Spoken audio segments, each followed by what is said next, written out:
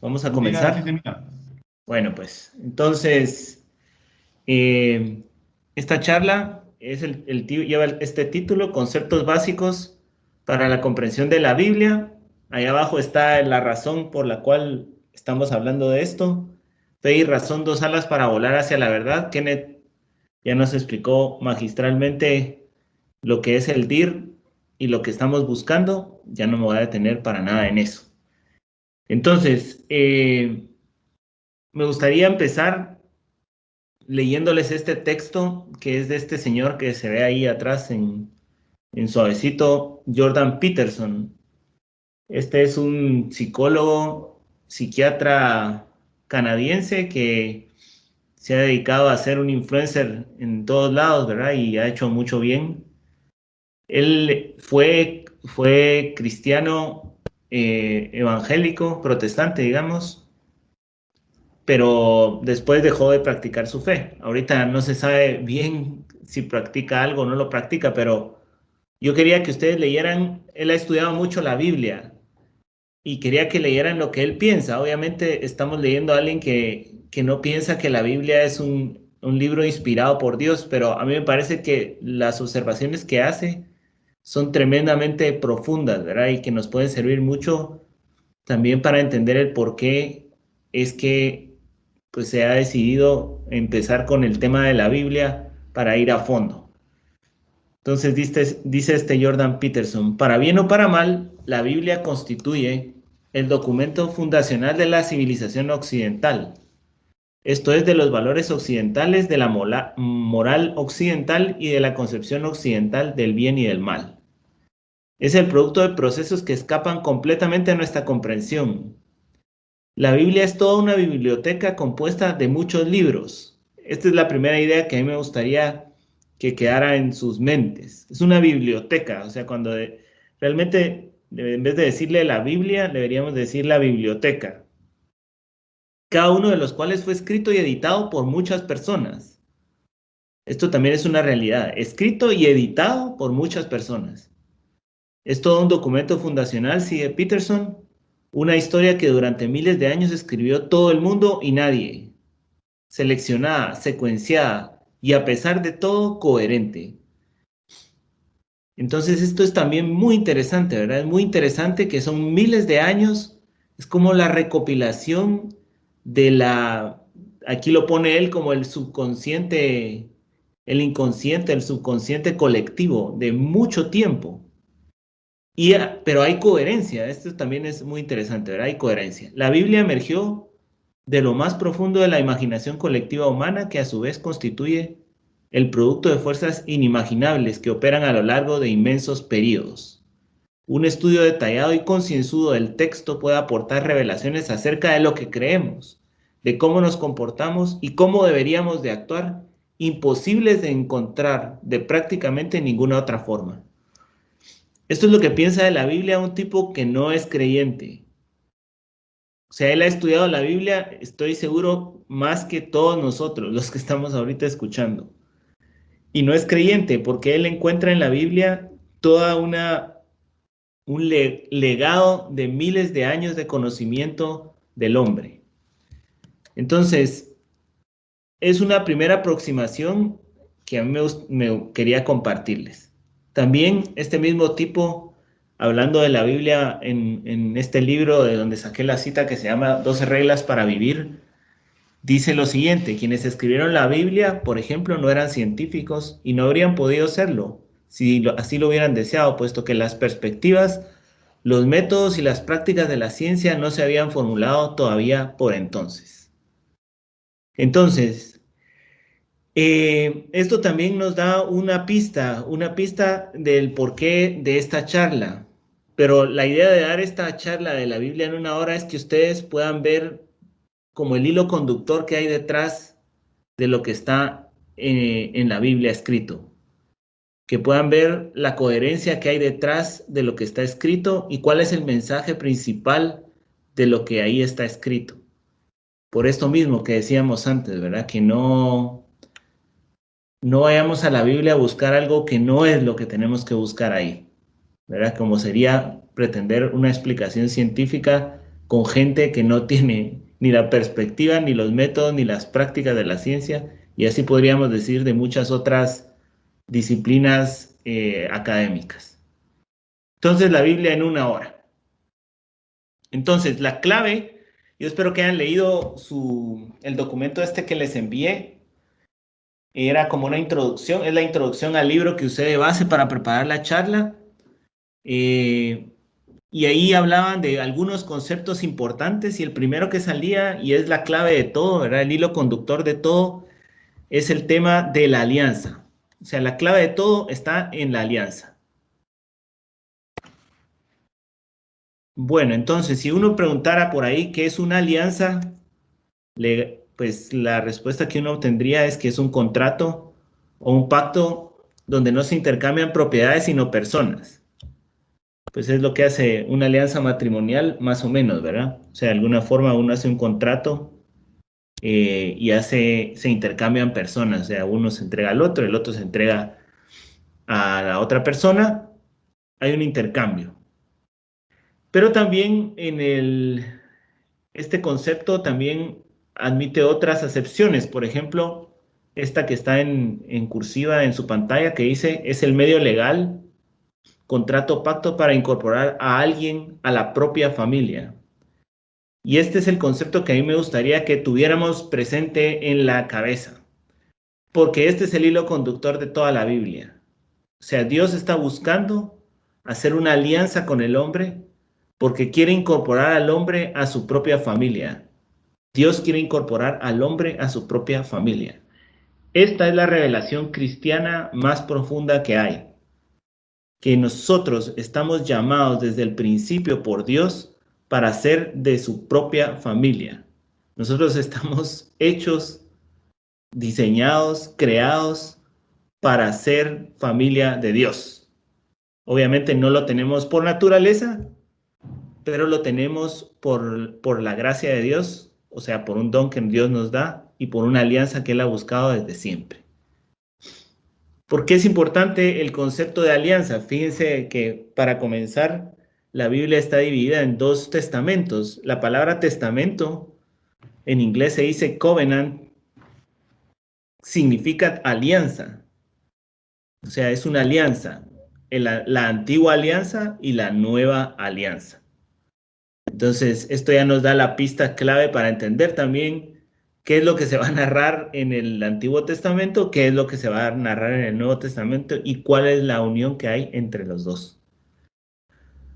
Después, la liturgia, o sea, en la misa nosotros decimos que este es el sacrificio de la nueva alianza, el cáliz de la alianza nueva y eterna, se dice en las palabras de la consagración.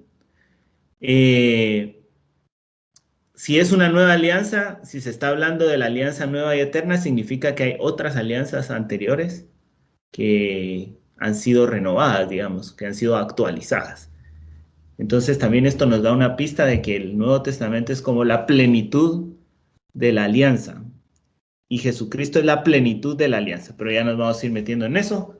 La Eucaristía es la fuente de nuestra vida cristiana y si ahí es donde se está hablando de esa nueva alianza, significa que el término y la palabra alianza son sumamente importantes. Bueno, entonces, más de las alianzas. Dos ideas más antes de empezar a ver cada una de esas alianzas. ¿Por qué Dios hace alianzas con nosotros? Ya lo dije, pero lo vuelvo a repetir porque lo voy a decir 500 veces, porque quiere hacernos parte de su familia, que no tenemos por naturaleza. Entonces, entender la Biblia depende de que entendamos la secuencia de estas alianzas y sus características. ¿Qué pretendo entonces con esto? Que ustedes, como este diálogo fe y razón que nos planteaba Kenneth en la introducción, pues uno lo tiene que ir haciendo personalmente. Entonces, de alguna forma uno tiene que encontrar donde en esos puntos que puede haber en la Biblia donde yo podría entablar un diálogo entre la fe y la razón, entre la fe y mi asignatura, entre lo que Dios ha revelado y mi asignatura. Entonces es importante ubicar, digamos, ubicarse en la Biblia. ¿Qué parte está esto? ¿En qué parte está esto otro? Entonces yo pienso que al final de esta charla, ustedes van a ubicarse de una manera bastante general, pero buena en cada una de las partes de la Biblia. Pero el fondo, el mensaje principal es que Dios quiere hacernos parte de su familia y lo hace a través de una alianza. Bueno, entonces empezamos con las alianzas. Esta es la primera alianza que hace Dios. Perdonen los dibujitos, pero también el autor usaba estos dibujitos y él decía que pues le sirven para que se quede grabado de alguna forma gráfica en nuestra cabeza las distintas alianzas. Sí, a mí realmente me ha servido y yo creo que lo podemos tener como un punto importante. Entonces, alianza adámica se refiere a Adán, ¿verdad? A la alianza creacional. ¿Por qué decimos que es una alianza, verdad? ¿Por qué decimos que esta primera es una alianza? Bueno, si uno toma la Biblia en el capítulo 1 y 2 del Génesis, uno se da cuenta de una cosa, y es que Dios ha creado al hombre a su imagen y semejanza. Entonces, esta palabra en la Biblia, crear a imagen y semejanza, solo se usa, me parece que son en 2 o 3 ocasiones más, y solo se usa para referirse a los hijos. O sea, cuando alguien es creado a imagen y semejanza, en el hebreo se refiere únicamente a los hijos. O sea, no hay ninguna otra cosa que pueda ser creado a imagen y semejanza.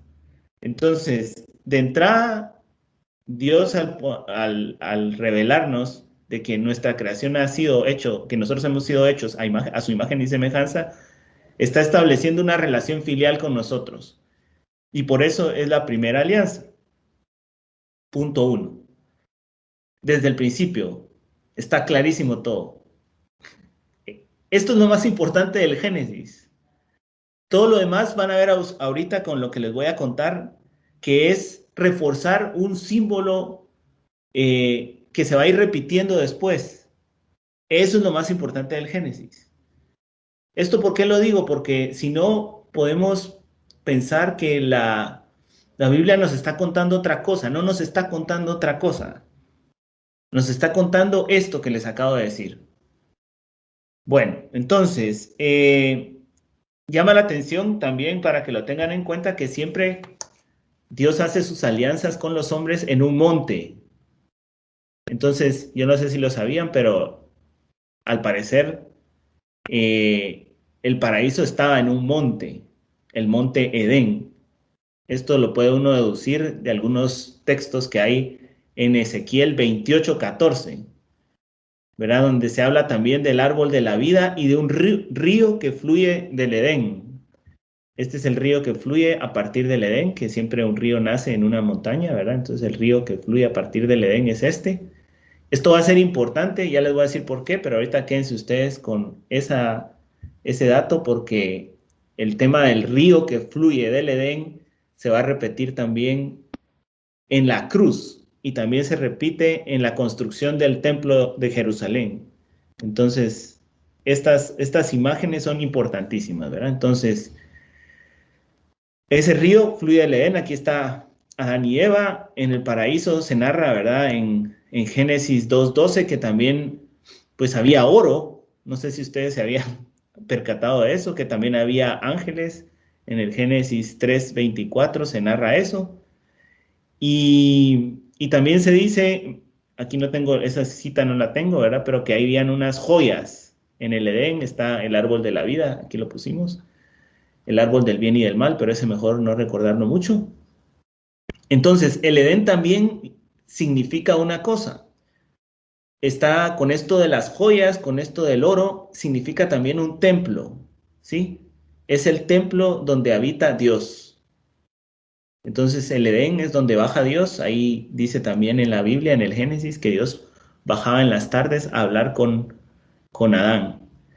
Eh, bueno, entonces, todo esto nos revela muchísimas cosas.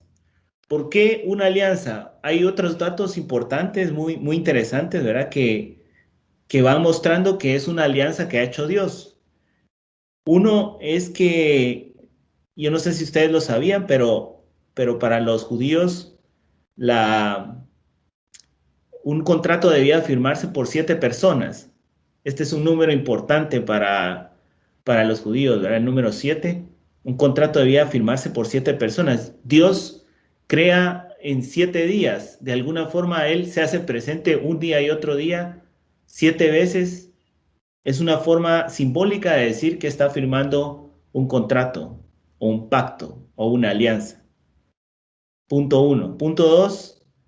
Dios descansa en el séptimo día, en el sábado judío, que es donde tradicionalmente se firmaba un pacto y se hacía una alianza. Era en el sábado.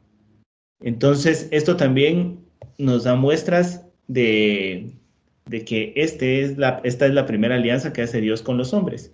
Y además, en algunas oraciones que siempre han estado presentes en la tradición de la iglesia, aparece este primer momento de la creación como la primera alianza que hace Dios con los hombres. Bueno, quiero referirme ahora a algunas cosas que podemos ir sacando también del Génesis con respecto a Adán. Algunos privilegios de los que se habla con respecto a Adán. Supuestamente tenía que ponerme a dibujar aquí paso por paso para que ustedes lo vieran, pero tampoco tenía esa paciencia, y la tecnología le tengo un poco de temor porque me ha dejado tirada. Entonces me daba un poco de miedo ponerme a dibujar. Entonces mejor les puse el dibujo ahí final y yo les voy a ir explicando cada uno de los aspectos que representan. Entonces, el primer privilegio de Adán, ya lo dijimos en Génesis 1:26, es que es hijo, ¿verdad? Está hecho a imagen y semejanza de Dios. Y esto está representado por estos rayitos que le dibujé aquí al muñeco, ¿verdad? Porque es el resplandor de Dios, o sea, es hijo de Dios. El segundo es que es el rey de la creación, así es como lo manifiesta al darle la creación a Adán, ¿verdad? Dios lo pone en el paraíso para que la obra de la creación. Esto va un poco en contra pues, de toda la destrucción que a veces hacemos con el medio ambiente. Podría ser un bonito tema, ¿verdad? Para alguien de ver que Dios pone a Adán a cuidar la creación, no a destruirla, ¿verdad? Pero bueno, no me voy a meter ahorita en ese tema. Es sacerdote, está en un santuario que trabaja y cuida. Ya vimos por qué es un santuario. Es un profeta que va a hablar en nombre de Dios. También está dicho de alguna forma en Génesis 2, 19, 20. Se representa a Dios y habla en nombre de Dios, Adán. Y es un esposo, el esposo universal de la humanidad, que está representada en Eva. Entonces, esta estola que está aquí es lo que hace sacerdote. El rey es hijo de Dios, es profeta, está hablando, ¿verdad? En nombre de Dios. Y tiene un anillo aquí. Ustedes digan que sí, ¿verdad? Es un anillo. Que lo hace un esposo. Entonces, esto es importante cuando lleguemos a la última alianza, va a ser muy importante. Entonces, sigamos, pues. Sabemos lo que pasa, ¿verdad? Hay una caída y Adán y Eva rompen esta alianza que Dios había hecho. Entonces ahí se habla de que de pronto se dan cuenta de que están desnudos, ¿verdad? Y esa desnudez hace más referencia a una desnudez existencial.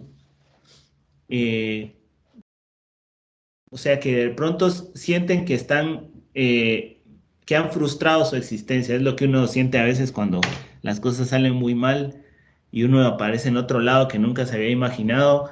Pues esto es un poco lo que le pasa a Adán y Eva, que de pronto por la caída, al romper la alianza, rompen todos los privilegios que tenía Adán y entonces hay una desnudez existencial. El mundo se llena de violencia y se llena de abuso, y durante muchos años eso sigue adelante y Dios decide volver a empezar. Y entonces aparece la segunda alianza, que es una especie de recreación de la primera, aunque ya no vuelve a ser lo mismo, ¿verdad? Hay algo que se ha perdido, algo que no funciona. En el Génesis 6 ustedes pueden encontrar un mundo que está lleno de violencia y de abuso, de manera que esto también podría servir en alguna clase. Se vuelve a una nueva creación, hay una recreación. El arca es de alguna forma de nuevo un monte, ¿verdad? El monte Edén nuevamente, es el arca. Noé, al terminar el recorrido en el arca, ¿verdad? Y que termina el diluvio universal, un altar y ofrece un sacrificio que sube al cielo, un aroma agradable a Dios, dice el Génesis en el capítulo 8. Entonces también esto es interesante, ¿verdad? Porque se está replicando otra vez lo mismo, se ha hecho un altar, es un monte, estamos de alguna forma otra vez representando un templo donde Dios vuelve a habitar. De alguna forma se usa el mismo lenguaje, ¿verdad? Con respecto a la afiliación que tiene Noé con Dios, la misma que tiene Adán, aunque las cosas han cambiado, Dios vuelve a hacer una alianza, le hace una promesa a Noé de que no va a volver a destruir la humanidad nunca más. Eh, y de todas maneras sucede lo que sucede, ¿verdad? Que es que pues viene una caída de Noé que representa también de alguna forma una caída similar a la de Adán, pues él se pone borracho, al final está desnudo, sus hijos lo tienen que cubrir con cubrir sus vergüenzas, ¿verdad? Dice la Biblia, y otra vez aparece la desnudez existencial, el mundo sigue llenándose de violencia, la gran rebelión contra Dios de la Torre de Babel, ¿verdad? De un mundo que quiere matar a Dios. Dios ha hecho una alianza con Noé de no volver a destruir el mundo a pesar de todo el mal que pueda haber. Y entonces aparecemos en la siguiente alianza. Dios cambia su estrategia y, y ahora va a hacer un juramento, pero con un pueblo. Va a empezar a formar un pueblo porque dice, bueno, con la humanidad así en general no, vamos a hacer un pueblo, es lo que piensa Dios, y entonces va a hacer una alianza con un hombre, que es Abraham. Bueno, entonces, la alianza con Abraham. Esto es bien interesante, yo creo que ustedes lo van a ir notando conforme vayamos avanzando, pero eh, son necios los del pueblo de Israel, ¿verdad? O sea, es una cosa, van rompiendo la alianza y la vuelven a romper y es una necedad increíble. Entonces, yo los invito a que también vean en esta historia que se narra en la Biblia de las alianzas que hace Dios con los hombres, vean su propia vida. Yo veo mi propia vida aquí, ¿verdad?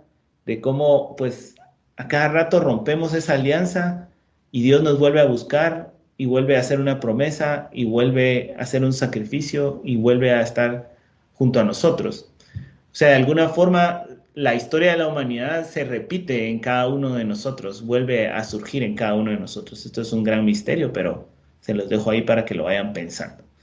Entonces, busca en esta alianza abrahámica, sería la tercera alianza. Dios busca una nueva estrategia, va a establecer una alianza con un hombre y con su descendencia. Entonces, Dios hace tres promesas. La primera promesa que le hace a Abraham es que va a ser de él una gran nación. Y para cerrar la alianza, para firmar su alianza, lo hace partiendo un animal en dos con el fuego. Entonces, la sangre del animal y el hecho de que sea partido en dos representa la alianza, ¿verdad? Y el fuego también representa esa alianza, esa primera promesa, digamos, Dios la sella de esta manera. Esto también va a tener un simbolismo muy importante más adelante, entonces guárdenlo ahí en su memoria. La segunda promesa que le hace a Abraham es que su nombre será reconocido en toda la humanidad y entonces hace otra alianza para sellar esta segunda promesa a través de la circuncisión. De alguna forma es el hecho que sea su nombre reconocido a lo largo de las generaciones y la circuncisión pues tiene alguna relación, pero ahora lo que se parte es la carne del hombre, ¿verdad? Ha empezado partiendo la carne de un animal, ahora parte la carne del hombre y también la sangre sella esa alianza. Y por último, hace una alianza donde la más importante de las tres promesas que le hace a Abraham es que todas las naciones serán bendecidas por ese pueblo con el que va a formar una alianza. Y entonces para esta tercera alianza, o para esta tercera promesa, más bien porque es una misma alianza, esta tercera promesa. Entonces, Dios le pide a Abraham un sacrificio especial, y es que sea su hijo el que cierre, partir a su hijo, digamos, ofrecer como holocausto a su hijo, sería lo que cierre esta alianza. Y entonces sabemos bien la historia, ¿verdad? Que Abraham lleva a su hijo Isaac, su único hijo, que lo tuvo ya mayor, a un monte. Entonces aquí es importante algunos detalles que aparecen en el Génesis 22, 16 al 18, que ustedes pueden revisar ahí. Entonces, primero, una vez más, es en un monte que se va a sellar esta alianza definitiva, en el monte Moria.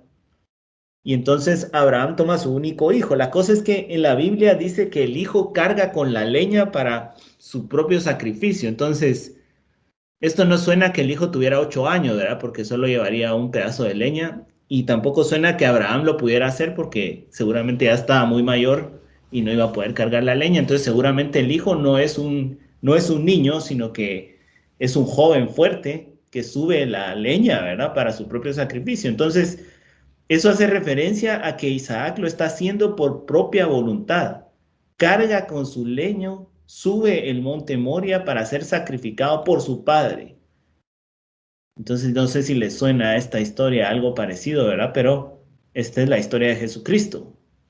Sabemos qué pasa con Abraham, ¿verdad? En el último momento, eh, pues obedece a Abraham, y esa obediencia y ese corazón disponible, pues conquistan a Dios y cierra la alianza. Pero el símbolo no se cumple aquí, y se cumplirá después con Jesucristo, que cargará su propia leña, su propio leño, donde será sacrificado. Bueno, entonces es interesante ver que todos los sacrificios de animales posteriores a esto tienen relación con esta especie de cuasi sacrificio que hace Abraham con su hijo. Cuasi porque sabemos bien que no se llevó a cabo. Entonces, ojo, vuelvo a repetir idea importante, ¿verdad? Esta es la historia que nos está contando. Si uno se queda en lo accidental, se va a quedar en la discusión de por qué Dios mata animales, en la discusión de cómo le pide Dios algo tan absurdo a Abraham, y entonces ya se perdió uno completamente en la Biblia, pues está leyendo otra cosa. O sea, esta es la historia que está de fondo, la que estamos viendo es lo que está de fondo. Bueno, sigamos. Entonces, solo un repasoncito así rápido. La primera alianza que hace con Adán, viene la caída, hace una segunda alianza con Noé. También Noé quebranta esa alianza de alguna forma, y entonces hace una alianza con Abraham. Y entonces, ¿qué es lo que le pide? Pues, ¿qué pasa con Abraham? Abraham Dios permite que el pueblo de Israel viva muchos años en Egipto para que crezca ese pueblo, pues, porque en este momento, pues, Abraham es el pueblo y Isaac, punto, y se acabó. Entonces, viviendo los judíos o Abraham y su familia, digamos, en Egipto, pues crecen y crecen y crecen hasta que hay un momento en que, pues, los egipcios empiezan a poner nerviosos porque se vuelve un pueblo potente, ¿verdad? E importante dentro de Egipto, y entonces, pues ellos empiezan a hacer una especie de control natal, vamos a decir, ¿verdad? Y empiezan a matar a todos los hijos varones de los egipcios. En ese momento es que la mamá de Moisés la pone en un río, en el río Nilo, ¿verdad? Que además era una deidad para los egipcios. Aquí tienen otro punto donde se podría uno meter, encontrar puntos de diálogo. Y entonces, lo que sucede es lo que ya sabemos todos, ¿verdad? Que la esposa del faraón encuentra a Moisés en el Nilo, y entonces es como un regalo de Dios que ha llegado a sus manos. Pues el regalo de un Dios, pues el Dios del Nilo, no del Dios de los judíos. Bueno, al final termina Egipto esclavizando a los judíos. Los judíos pues ya son un gran pueblo, pero les falta algo importante, que es tierra, ¿verdad? Y entonces pues Dios ya tiene preparado su plan A, que está con Moisés, ¿verdad? Pero como siempre pasa con nosotros los hombres, Moisés pues la arruinó toda, ¿verdad? No sé si ustedes saben en dónde está narrado eso, pero está narrado ahí. en la Biblia, que Moisés mata a un tipo porque este tipo había pegado una paleada a un compatriota de Moisés, lo entierra en la arena y después el viento sopla y entonces el cadáver sale a flote y detectan que fue Moisés y entonces a Moisés lo persiguen y se tiene que ir de Egipto. O sea, el plan A de Dios estaba muy sencillo porque Moisés era cuasi faraón, o sea que en un momento dado pudo haber dicho, bueno, me llevo a mi pueblo y nos vamos de aquí, pero no, ¿verdad? Tiene que hacer esta atrocidad y entonces Dios tiene que volver a hacer un plan B. Esto lo digo en sentido medio en broma, medio en chiste. Algo de cierto habrá, aunque no se puede hacer teología de suposiciones, pero algo de cierto habrá en que Dios va rehaciendo sus planes conforme las elecciones que hacemos nosotros los hombres. Bueno, entonces conocemos lo que pasa después. Se le aparece Dios en una zarza a Moisés y le dice, yo soy el que soy, ¿verdad? Y revela un gran concepto filosófico sobre quién es Dios y le envía a liberar a su pueblo. Aquí viene otra cosa interesante, ¿verdad? Para liberar al pueblo, pues Dios manda 10 plagas. Estas 10 plagas, otra vez volvemos al tema de qué es lo que nos quiere contar la Biblia. Es la pelea de Dios, del Dios de Moisés contra los dioses de Egipto. Los dioses de Egipto, el Nilo, las ranas y todas las plagas representan a las deidades de Egipto. Entonces, de alguna forma, el marcador final es 10-0, ¿verdad? Gana el Dios de Moisés. Y al final sabemos bien que Moisés libera al pueblo y hace una alianza con Moisés nuevamente en un monte, en el monte Sinaí, donde le entrega unas normas de familia, ¿verdad? La alianza que hace Dios, Dios aparece ahí puso una nube y un rayito, ¿verdad? Porque Dios aparece de una manera estrepitosa en ese monte y hace una alianza con Moisés y le dice, volveremos restablecemos esta alianza, yo quiero que seas de mi familia. Moisés hablaba cara a cara con Dios, se dice en la Biblia, ¿verdad? Es la primera persona que habla cara a cara con Dios. Esto es bien interesante, lo veremos después también. Y bueno, estos 10 mandamientos que le da son como las normas de la familia, ¿verdad? Los primeros 3 sabemos bien que son para, digamos, nuestro comportamiento con nuestros papás, que sería con Dios, y los otros 7 mandamientos son nuestro comportamiento con nuestros hermanos. Pero bueno, el hecho es que Dios aparece en este monte con mucha fuerza y sella esta alianza también a través de un sacrificio de animales. Bueno, Dios le dice aquí una cosa muy interesante a Moisés, que él quiere hacer un reino de sacerdotes, ¿verdad? Y que el pueblo judío sea hijo de Dios y que vaya por todos lados, digamos, con estas reglas de familia, porque quiere que todo el mundo sea también hijo de Dios. Este podría ser como el plan A, que nuevamente vuelve a pasar, ¿verdad? Que es quebrado por el pueblo judío, adorando al becerro de oro, que ya todos conocemos, ¿verdad? Una especie de Woodstock, es lo que encuentra Moisés al bajar de hacer la alianza y entonces sucede una cosa, ¿verdad? Aquí, ahorita ya estamos en el Éxodo, ¿verdad? Si esto que acabamos de ver de la alianza mosaica, ya estamos hablando del Éxodo. Y entonces aquí pasamos el primer Sinaí es este del que hablamos, el pueblo quiebra la alianza, entonces se vuelve a ver un segundo Sinaí donde Moisés añade muchos más leyes y normas, así 10 veces, ¿verdad? 10 veces. Un trayecto que debería recorrer en el desierto Moisés en pocas semanas, al final son 40 años, solo para que vean el nivel de necedad, ¿verdad? Del pueblo, que una y otra vez vuelve a traicionar hasta 10 veces, ¿verdad? En ese trayecto se rebelaba el pueblo, se rebelaba el pueblo. Entonces, segundo Sinaí se recoge en el Levítico, ¿verdad? Como las segundas normas que establece Moisés para renovar la alianza otra vez, ¿verdad? Pero esto ya son como unas normas penitenciales, ¿verdad? Es como decir, bueno, ahora vamos a hacer más porque es que Dios no nos va a perdonar de este nuevo asunto. Y después, al final de todo, pues Moisés está como de muy mal genio, ¿verdad? En el Deuteronomio. Deutero significa segundo y nomos ley. Es como la segunda ley, aunque realmente es la tercera, como estamos viendo en pantalla, donde hay más y más reglas, ¿verdad? Que se aplican a Israel a causa de la dureza de su corazón. Bueno, al final hasta el mismo Moisés pierde un poco la fe y la esperanza en este asunto.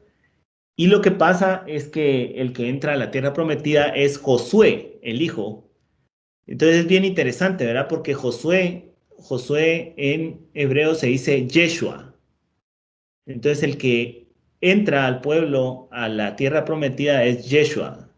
Este también es un símbolo de Jesús, ¿verdad? Que entra, que mete a los hombres a la tierra prometida. Pero pues después de que muere Josué, la cosa se pone peor. Uno pensaría que iba a ir mejorando, pero no. Contra más leyes, peor va la cosa, ¿verdad? Y entonces aquí vamos, más o menos, en esta alianza que hace en el monte Sinaí con Moisés. Después viene otra caída con esto del becerro de oro. Hay una segunda ley, una tercera ley, y entonces el pueblo ya está cansado de el gobierno de los jueces, ¿verdad? Que eran los que se encargaban de que se cumplieran las leyes. Y el pueblo pide un rey, porque ya están cansados de este gobierno. Y Dios les da a David como rey. Esto estamos ya en el libro de Samuel. Samuel es un profeta que nombra a Saúl primero como rey. Saúl no da la talla, es un rey un poco impulsivo, ¿verdad? Pero a Saúl le sigue David. Entonces el rey David es el personaje más importante del Antiguo Testamento. Esto para que ustedes lo tengan en la cabeza. O sea, si a Moisés lo mencionan 500 veces en el Antiguo Testamento, a David lo mencionan más de 1000 veces. David es hijo de Dios. Una vez más es rey. Una vez más hace una alianza con él en el monte Sión. David, por su parte, se compromete a construir un templo para Dios, ¿verdad? Que es esto que está aquí representado con esa estrella, la estrella de David. David es un gran líder, unifica al pueblo de Israel, pone a Jerusalén en el centro y entonces quedan divididas las 12 tribus, pero de alguna forma unificadas en un solo lugar. Y bueno, a David lo sigue Salomón, que es también uno de los más grandes, ¿verdad? Salomón es este rey que le dice, bueno, te concedo un deseo, y Salomón dice, lo que te pido es sabiduría. Dios se emociona, ¿verdad?, de que le haya pedido sabiduría y entonces le da todo, ¿verdad? Entonces Salomón es un grande, con David son unos grandes. Esta alianza es muy importante, ¿verdad? Porque David es figura de Cristo de todas, gran figura, y Salomón también. David escribe los salmos, por ejemplo, y muchas cosas de la liturgia, de cómo dar culto, tienen que ver con David. Entonces, cuando ustedes lean los salmos, realmente están leyendo la historia de David, de la oración de David. David que representa nuevamente a un hijo de Dios, a un rey. Por ejemplo, hay unos salmos que son tremendos. Hay un salmo, el Salmo 22. Yo no sé si saben cuál es el Salmo 22, pero empieza así ese salmo. Dios mío, ¿por qué me has abandonado? Al verme, las gentes hacen burla de mí. ¿Quién repite este salmo? Jesucristo, ¿verdad? En la cruz. Entonces Jesucristo, cuando está repitiendo ese salmo, más que pensar en que lo ha abandonado Dios, que obviamente hay algo de eso, pero es sobre todo que está empezando a rezar el salmo de David. Está diciendo, yo soy el nuevo David que está aquí. ¿Verdad? Ahí está otra vez el símbolo, está otra vez unido. Entonces David es figura de Cristo de todas. Sin embargo, a pesar de esta nueva alianza que hace con David, Dios eh, ya empieza a aparecer de alguna forma una promesa de un rey definitivo con David. Pero de todos modos, los judíos siguen en la necedad, ¿verdad? Y se vuelven a rebelar, nombran a reyes que no están en el linaje de David, eh, empiezan a adorar también a otra vez al becerro de oro, y después de Salomón, entonces aparece el pueblo elegido viene abajo, ¿verdad? Eh, los reinos del norte, ¿se acuerdan? Jerusalén, se dividen los reinos, pero quedan unificados. Pues los reinos del norte arrasan los asirios, y el resto de Israel permanecen 150 años bajo el dominio de los babilonios, y entonces el pueblo de Israel está perdido, abandonado completamente en el exilio. Y entonces, ¿qué hace Dios entonces? ¿Qué hace en este momento? Pues aquí es donde aparecen los profetas, ¿verdad? Y la promesa de la nueva alianza. Entonces Dios manda grandes profetas, ¿verdad? Que tienen dos mensajes. Los grandes profetas, para que ustedes lo tengan en la cabeza, son tres. Podríamos añadir un cuarto, pero quizá tres. Isaías, Jeremías, Ezequiel, y el cuarto que vamos a añadir es Daniel. Entonces, estos profetas son muy importantes porque ellos anuncian, aquí por eso está en línea punteada, ¿verdad? Los profetas, acuérdense que es el muñequito ahí hablando, ¿verdad? Entonces los profetas anuncian un nuevo rey, ¿verdad? Anuncian un nuevo rey. O sea, les dicen al pueblo, miren, ustedes están condenados por no cumplir la alianza con Moisés, pero les tengo una buena noticia, ¿verdad? Que Dios mandará una nueva alianza y restaurará la alianza con David, el templo, y el rey futuro, que no es realidad todavía, reconstruirá todo el templo, reconstruirá al pueblo. Entonces, esta es un poco así en mis palabras, ¿verdad? Lo que ofrecen los profetas. Les voy a poner aquí algunas ideas, ¿verdad? Por ejemplo, Jeremías dice, él promete una nueva alianza con la casa de Israel y de Judá, o sea, vuelve a unificar el pueblo. Isaías promete una alianza eterna, y Ezequiel promete una alianza de paz. Entonces, todos estos son los predecesores de lo que vendrá después. Después vienen un montón de profetas, ¿verdad? Que todos están anunciando que ya viene el Mesías, metiéndole al pueblo de Israel esperanza. El pueblo de Israel está en el exilio, empiezan a volver poco a poco de Babilonia, otra vez regresan a la tierra prometida, reconstruyen un templo que es una choza realmente, ¿verdad? Porque no hay dinero, no hay nada, pero los profetas que va mandando Dios van prometiendo que ya vendrá esa alianza eterna. Tal vez es interesante, por eso ponía a Daniel, el cuarto profeta, lo ponía aquí porque Daniel dice, tienen que pasar 70 semanas de años para que venga el nuevo rey David. Y esos son 500 años más o menos, ¿verdad? Y eso es lo que pasa, ¿verdad? O sea, lo que escribe Daniel 500 años antes, pues 500 años después es que aparece Jesucristo. Entonces vamos a hacer un poquito, ya llevamos aquí las alianzas, ¿verdad? La alianza con Adán, con Noé, la alianza con Abraham, la alianza con Moisés, la alianza con el rey David, el exilio, y una alianza, más bien una promesa de alianza con los profetas. Y entonces aquí viene la gran cosa, ¿verdad? Que es que llega el momento en que aparece Jesucristo, que es el centro de todo, ¿verdad? Jesús une y supera todas las otras alianzas. De alguna forma, todas las otras alianzas son un símbolo de lo que es Jesucristo. Entonces, esto es bien importante porque el centro de la Biblia es Jesucristo.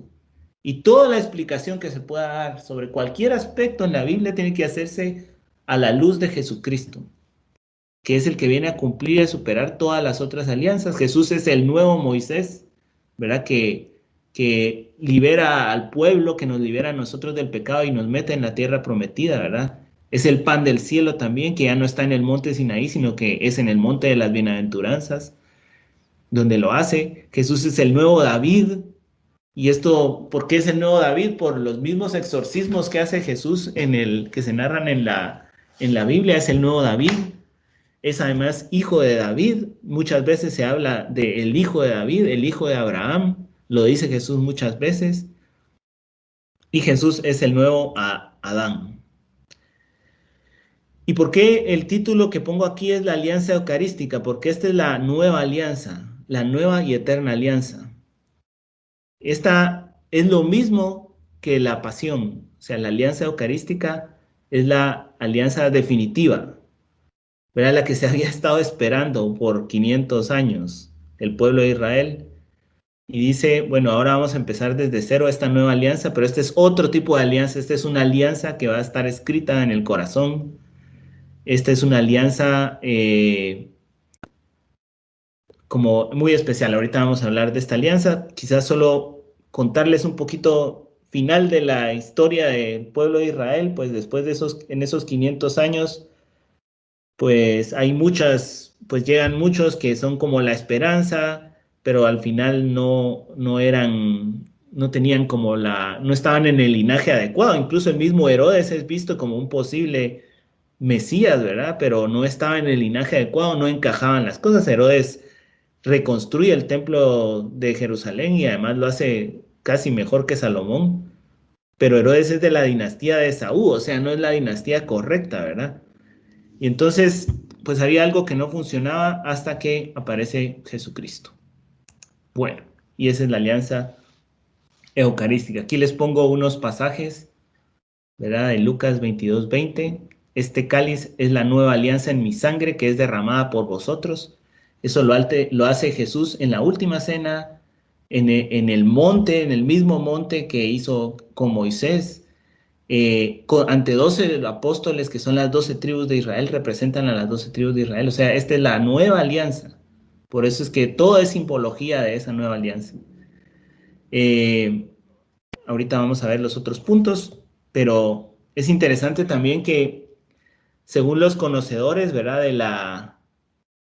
De lo que se celebraba en la Pascua, siempre se tomaban 4 copas de vino, ¿verdad? Y en la última cena no se terminan las copas, o sea, es como que se quedó en pausa. Y la última copa la bebe Jesucristo en la cruz, cuando le dan a beber vinagre, y entonces dice, lo bebe y dice, todo está consumado, porque así era el rito de la Pascua. En ese momento se establece en la nueva alianza. Por eso la nueva alianza y la alianza eucarística es lo mismo. O sea, la última cena y la pasión y la Eucaristía es lo mismo. Estamos ante el gran misterio, ¿verdad?, de la Eucaristía como alianza nueva y eterna. Y esta alianza nos devuelve el parentesco con Dios. Al comer el pan, además, que es Cristo, nosotros nos volvemos como Dios, o sea, somos de la familia de Dios. También en la cruz del costado de Cristo fluye agua y sangre, si se acuerdan, cuando llega el soldado y no le quiebra las piernas, sino que le perfora el costado, fluyen del costado sangre y agua. En el templo se sacrificaban un montón de corderos y entonces del templo fluía sangre que después se unía al río que fluía del monte donde estaba el templo. Entonces esto es también un símbolo, ¿verdad?, de lo que está pasando en la cruz, de que aquí se lleva a plenitud todas las otras alianzas. También Cristo es el nuevo templo, ¿verdad? Él mismo lo dice, destruyan el templo y yo lo reconstruiré en 3 días. Aquí me gustaría hacer solo un pequeño paréntesis, una pausa. Todavía estamos en el tiempo, yo sé que me va a dar tiempo de terminar.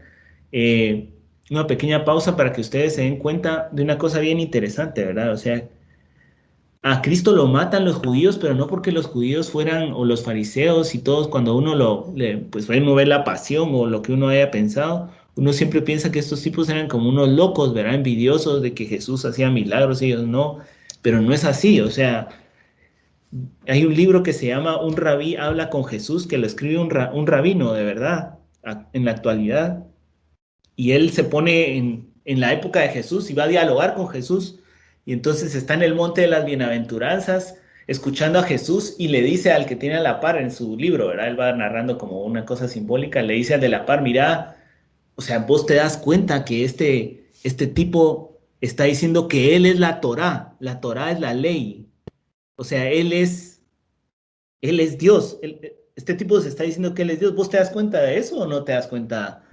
Y entonces el otro le dice que sí, ¿verdad? Pero entonces el rabino le dice, mira, disculpa, pero yo no puedo estar aquí. O sea, esto es una blasfemia. Este tipo se está poniendo en el lugar de Dios. Y todo lo que hace Jesús cuando dice que Él es el templo, Él está diciendo, yo soy Dios otra vez. O sea, los judíos lo matan porque realmente Jesús dijo, yo soy Dios. O sea, no fue porque Jesús era buena onda, que también lo era, pues, pero obviamente, no porque dijera que era buena onda y todos tienen que amarse, ¿verdad? Y no, eso no hay que hacerlo, entonces vamos a matar a Jesús porque anda diciendo esas muladas. No, o sea, no fue eso. O sea, lo que hace que maten a Jesús es que Él se pone en el lugar del templo, Él se pone en el lugar de la Torá, Él se pone en el lugar de Dios. Él es Dios, ¿verdad? Y eso es nuestra fe. Este es el punto más clave de nuestra fe. O sea, no sé cómo decirlo. Aquí es donde uno tiene que dar un salto mortal en el aire. O sea, para mí es muy fácil entender los 10 mandamientos y saber que es algo lógico, ¿verdad? O sea, con un poco que uno se ponga a pensar y ya estuvo, pues, o sea, no tampoco tiene gran ciencia eso. Me es muy fácil el mensaje de Jesús de que llamados a manos los unos a los otros. Eso es muy fácil, pero entender que Él es el Hijo de Dios.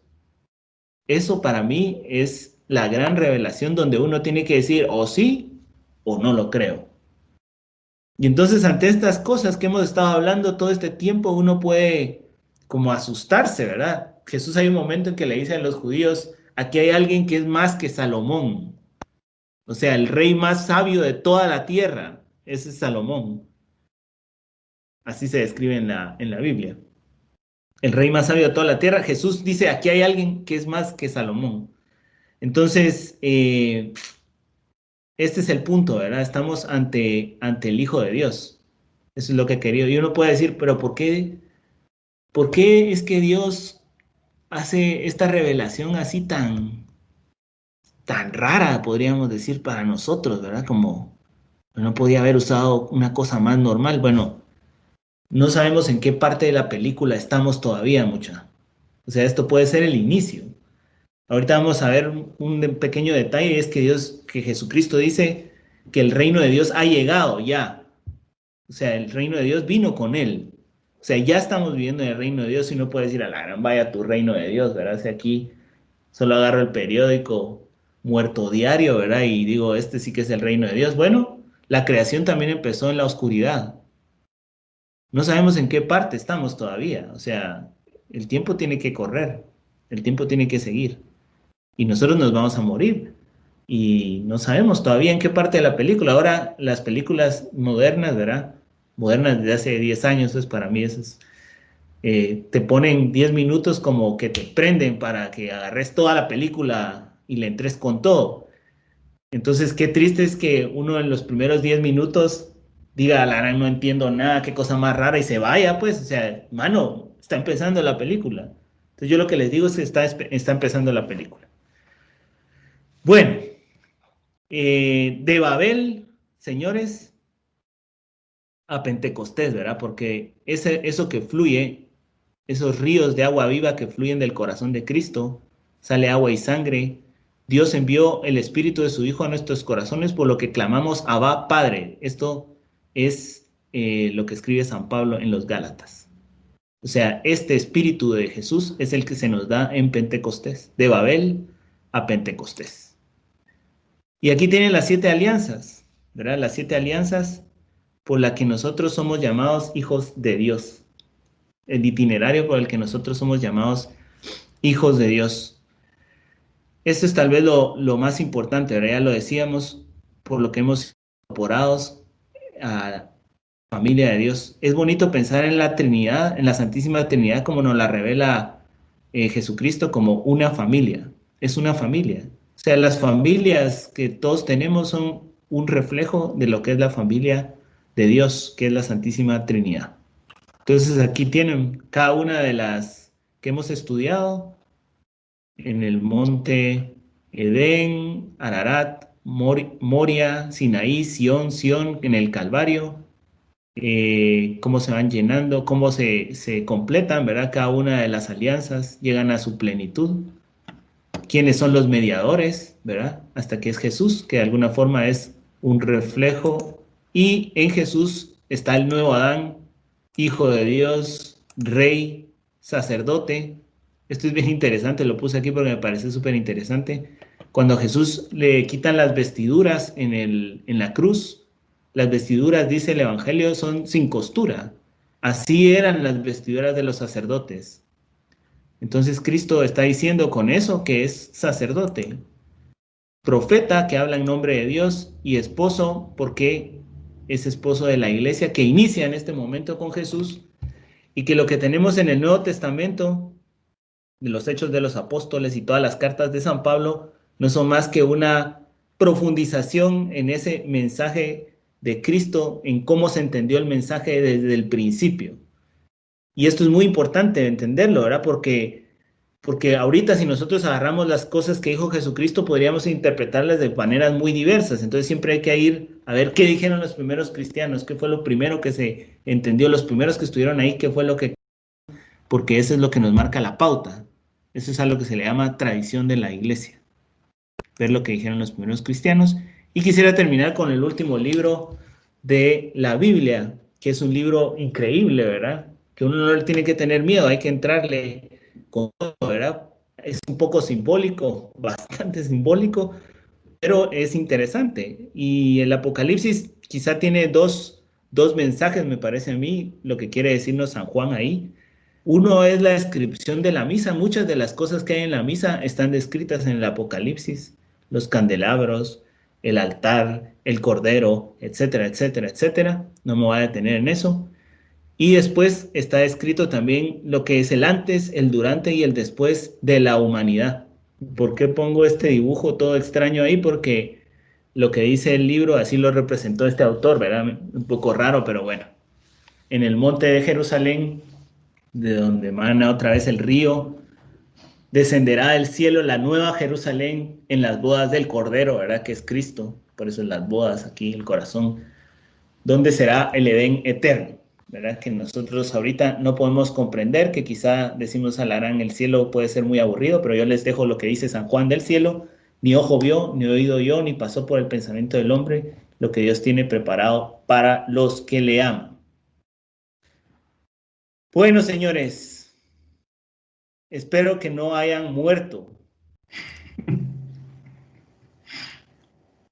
Cumplí con mi cometido de 1 hora, de 9:15 a 10:15, y ahí tienen ustedes la visión de la Biblia en su mensaje más profundo, el hilo conductor. Tal vez solo me gustaría una cosita muy sencilla, si me permiten, que les quiero compartir. Están viendo una especie de índice. Ahorita ya. ¿Sí? Sí. Bueno, entonces, este es un índice de una mi Biblia que tengo yo aquí interactiva, ¿verdad? Pero ahora yo creo que se pueden ubicar en todos los libros de la Biblia. Por ejemplo, el Pentateuco, pues ahí tenemos el Génesis, el Éxodo, el Levítico, los Números y el Deuteronomio. Están perfectamente ubicados ustedes, ¿no? ¿Qué es lo que hay en el Pentateuco? Sí. Después, los libros históricos: Josué, Jueces, Ruth, Samuel, los Reyes, las Crónicas, perfectamente ubicados. Toda esta es la historia, digamos, desde donde terminó la alianza con Abraham hasta los Macabeos, que es el pueblo donde también hay una imagen de Cristo y está representado de alguna forma el Mesías. Los libros poéticos, los que escribió o los que se escribieron por inspiración del rey David, y los libros sapiensales, los que se escribieron por inspiración del rey Salomón. ¿Ok? Todos los profetas, ya sabemos qué es lo que hacen los profetas y en qué parte de la historia van. Y llega Jesucristo, los 4 evangelios, 4 dimensiones para ver la vida de Cristo desde distintos puntos de vista. Los hechos de los apóstoles que narran la vida de la iglesia en su primer momento. Y todas las cartas de San Pablo y las cartas de otros apóstoles que nos ayudan a entender el mensaje de Jesucristo. Perfectamente ubicados en la Biblia. ya no tienen dónde perderse.